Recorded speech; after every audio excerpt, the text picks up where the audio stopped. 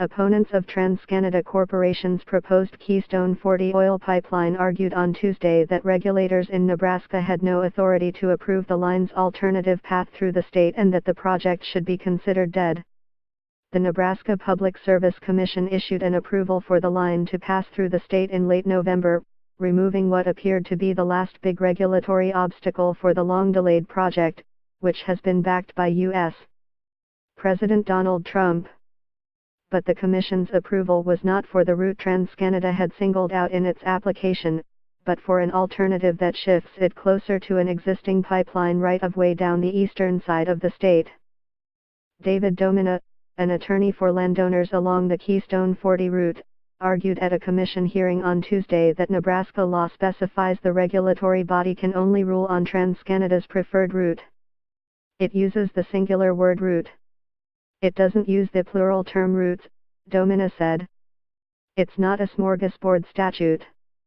He said many landowners along the alternative path had not been notified a pipeline might be crossing their property, and that the specific social and environmental impacts of the alternative path had not been properly studied. Read more. TransCanada says it's speaking with landowners along new Keystone 40 route. Watch below. In November, an alternate route was approved for the Keystone 40 pipeline project through Nebraska. It's taken more than 9 years and 3 tries to get here. Here's a timeline.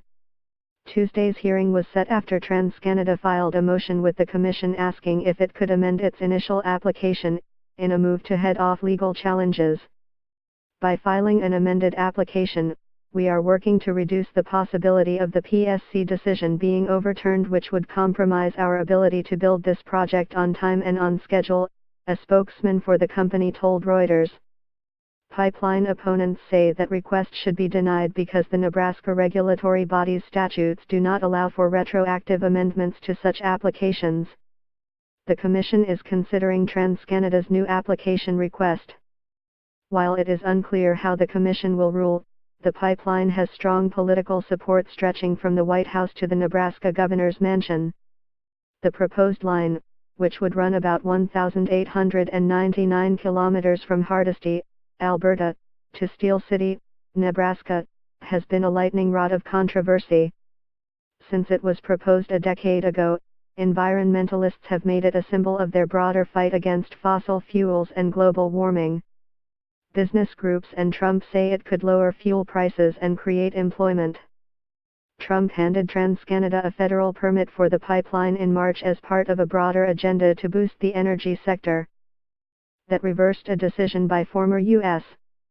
President Barack Obama in 2015 to block the project on grounds it would not bring significant enough economic benefits to outweigh its environmental impact. With files from Richard Valdmanis.